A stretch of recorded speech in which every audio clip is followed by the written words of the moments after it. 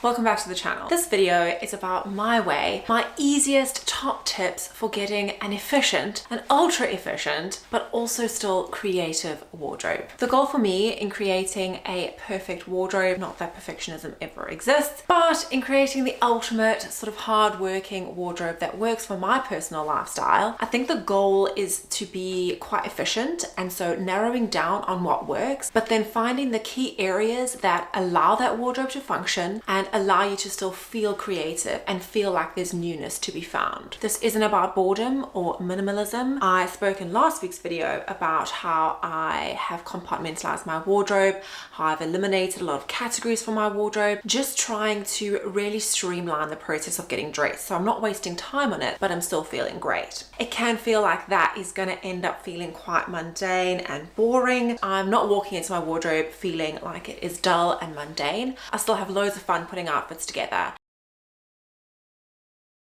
That you can also create a uniform for yourself, a kind of structure as to how you get dressed, but then also define those areas where you're having lots and lots of fun. I think when it comes to our wardrobes, just like lessons in life, we kind of have to come to terms with some hard truths. We can't have it all. And like I said earlier, there's unlikely this place of perfection. We're never going to get to the perfect wardrobe. Whether you go completely minimalist, whether you subscribe to one sort of way of dressing, one kind of personal style, whether you're trend driven, trend led, always purchasing new, whether you ignore it all. I just think that the perfect wardrobe sounds like a magical fairy tale place that doesn't really exist. And just like life, we kind of are never getting to a destination. It is definitely about the journey. We need to learn to see our wardrobes as this fun kind of hobby in a way and enjoy the process. Not be so hard on ourselves, but also not have it be a drain on our time and on our lifestyle, because let's be honest, I don't want to say this is superficial, but there are bigger things in life, okay? So let's find that middle ground where we're having fun, we're feeling great, but we're not spending too much time. While I've been out here enjoying the journey, I have figured out that there are 5 things I really cannot compromise on that really make my wardrobe work. I hope that they inspire you too, and that you could potentially use them to adapt and perhaps enhance your own wardrobe and your own personal style journey. The main thing for me, I'm going to state first, is that you must know your uniforms. And if you don't, create some uniforms for yourself. That can be, I like to wear jeans and a t-shirt. I like to wear a dress and a ballet flat. Mine are, I like a printed shirt or a button-down shirt and jeans. I like denim on denim. I know that if I'm wearing a t-shirt, I feel too plain. So I like the combo of a t-shirt, a pair of jeans, and a blazer. We're in the summer. If I'm wearing a pair of shorts, I like to have something oversized on top. Balancing out that my legs are on show, I like to have something a little bit more voluminous on the upper half. These are my uniforms. You can create yours, but I still find a lot of fun in putting these uniforms together. Even though they might seem limiting, I have organized my wardrobe in a way that leans towards creating these seamless combinations. And it really helps me free up the headspace to have fun deciding on an outfit instead of having loads of distraction. The next point, which helps the first point, is that I've eliminated categories that I don't wear every day. Again, this is repetitive from last week's video, but it needs to be said if you're just watching me for the first time.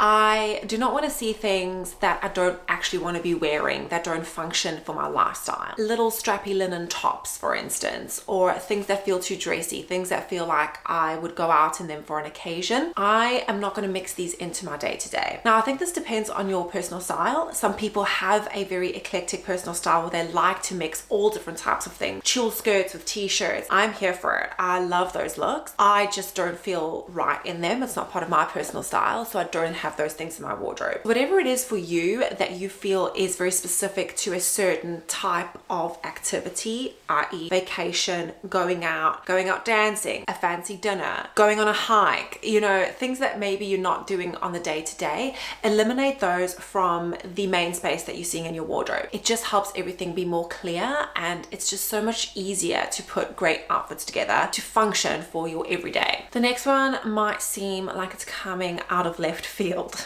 but stay with me on this one. I am always reading some type of self-help book. I'm doing this because I started a business a few years ago. This is not my first business. It is the second one that I'm starting from scratch, and it's quite difficult difficult to start something, to work for yourself, to have a routine, to keep your mental game together, to not compare yourself, to not feel like you're not doing enough, to all the things that the world we live in throws at us on a daily basis. I feel like I like to listen to people that can teach me things and teach me ways to handle my mental state so that I can stay calm, clear, and get the job done. From doing a lot of self-help in this way, I've realized that most people generally lean towards some type of affirmation. Our thoughts have a huge effect on our day-to-day and our productivity and how we feel. I use clothes to feel great, so it makes sense that if my mental state is in a bad way, I'm unlikely to put together a great outfit for myself because I'm not going to be in a good place. I'm not feeling so great about myself. So in the same way I would use an affirmation to get me prepped for the day,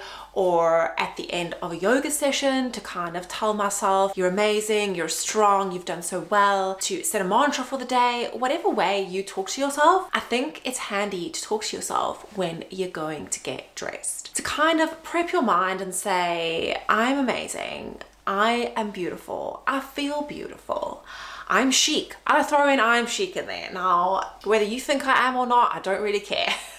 I throw that in and I tell myself, you are chic, I am chic. And that kind of gives me this air of like, you know, I'm gonna effortlessly put together a look that feels like me, that feels like my best display of personal style. And 9 times out of 10, sometimes it takes a little longer than others, but generally it does set me up for success. And I find it much easier to put on a great outfit. I'm also more focused. I'm not sort of veering towards looking at my phone or looking for external validation via a Instagram or Pinterest post. I'm just looking at my wardrobe and feeling what I feel and telling myself that I'm amazing, beautiful, and chic. Try it. I think you might find it works. Also, if you're filling your mind with these really good thoughts, you're not filling your mind with I'm lacking, I'm not good enough, my wardrobe's not good enough, and I don't have style. These are things that we can, or at least I have found that I can default to if I'm in a mode of comparison. If I'm looking outside of myself for external validation, looking online, I feel bad. But if I'm thinking these things in my head, there is no space in here to feel bad. And that is the key. A little bit of fun now. We're coming to a fun bit. I promise you I still know how to have fun and put together jazzy things. I think it's quite helpful to decide on the categories that you're gonna let yourself run loose. Areas where you are drawn to these things more than others, where you want to develop a huge collection or whatever size collection. I'm just saying huge because I think my collections are huge. Where you want to really dive in, collect beautiful things, and you wear them, use them, love looking at them, love having them, and they really can shift an outfit up a gear. For me, 2 of those categories are shoes and sunglasses. I'm never leaving the house without a pair of sunglasses. Come rain, come shine, it's like a makeup protector. It is like a shield if you feel like you don't want to make eye contact on the tube. I'm not antisocial, but just keep my safe space. I don't think there's ever a time where you don't need to wear sunglasses. If you want to wear them indoors, outdoors, feel like you're a celebrity, do whatever you want, wear the damn sunglasses. It's so much fun. So I've been collecting sunglasses for quite some time, and I have lots of pairs that come in and out of rotation. Some I don't wear for like 3 years, and then I'll suddenly pick up that pair and wear it on that day. I also have so much fun collecting them. I used to know a buyer who was a buyer for accessories. She said to me that designer sunglasses are so overpriced. Like the cost price of these things, the real value that they hold is not that high. So you're definitely sort of paying for the brand. It's like perfume a bit, you're paying for the bottle, you're paying for the illusion of the story, you're buying into the brand. Not that any of that is wrong. If it makes you feel good, more power to you. But I like the hunt for a deal on a great secondhand pair of designer sunnies. It brings me so much joy. It's like a treasure hunt. I'm not doing it all the time, but when I feel like having fun, this is what I do. I add to my sunglasses collection. The other thing I have a real love for is shoes. My shoe journey has changed over the years. I'm definitely much more practical and pragmatic when it comes to building out my collection, and I tend to purchase multiples. So I'm not being frivolous and buying stiletto heels and crazy things, loads of weird colors and things that are impractical fabrications. I'm buying long-lasting, hard-wearing shoes in good quality leather from brands that I love, that I've researched, and that I want to support. I don't feel bad about having these multiples because a lot of my outfits tend to be the same combinations. It's all shirts, it's all pants, it's all jeans.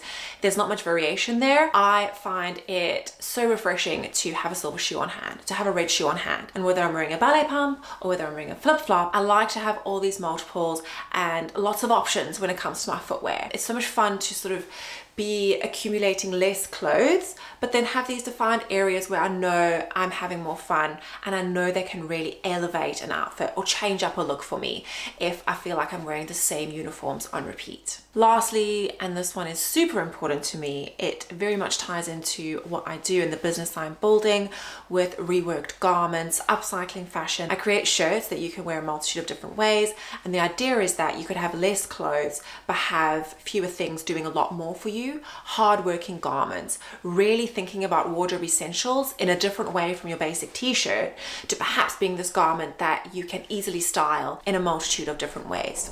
I have other things in my wardrobe that I've collected that kind of led me along this direction, and a lot of what I design and the things I'm inspired to make are informed by my own personal style process and the road up until now, let's say. The things in my wardrobe that I love the most and that I always want to wear on repeat are pieces with a point of view. Take a pair of tailored shorts where the fabric is really great quality, a heavy weight.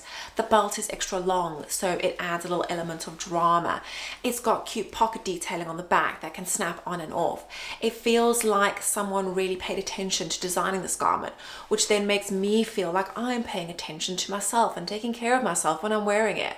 I feel good in this piece, and I don't ever feel like I don't want to wear it, like I don't want to pick it up. Whenever I'm wearing this piece, I feel amazing. The same as this top. I've had this, I actually bought this secondhand. It's from one of my favorite brands. I got it years ago now, but I wear it on repeat. I wear it so often, and every time I wear it, I feel amazing. I don't even think this curvy thing or statement sleeves are a trend anymore, but for me, it's not about the trend. It's about having a piece that I just slip on. It works so easily, but the detail and the design is built in.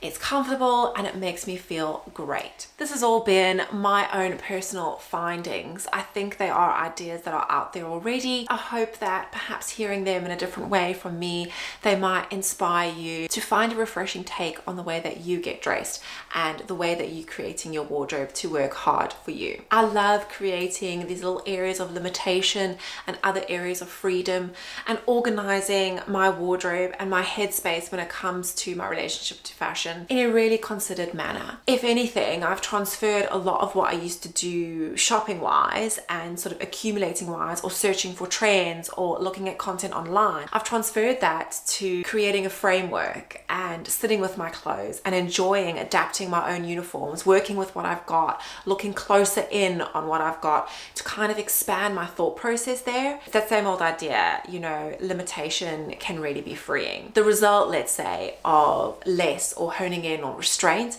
is actually this wonderful opening up. I hope that if you take any of these tips on board, you might find the same. If you do, or you're related to anything in this video, drop a comment below. I love hearing from you guys, and I'll see you for another video soon.